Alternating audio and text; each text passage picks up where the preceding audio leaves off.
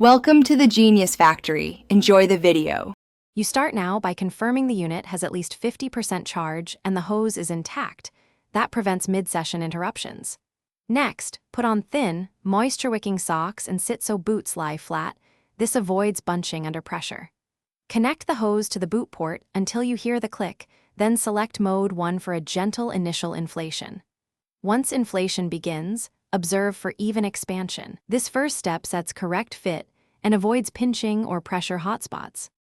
Once the boots are inflated, set the cycle length to 20 to 30 minutes for routine recovery so you get effective lymphatic movement without overdoing it. Choose which zones to run first, calves then thighs, or run simultaneous zones if your unit supports it. That sequence improves fluid clearance.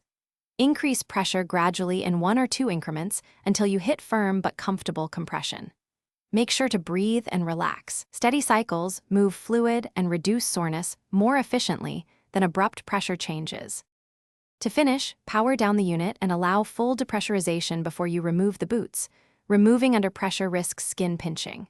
Once removed, dry them with a cloth and store flat at room temperature to preserve seals and electronics.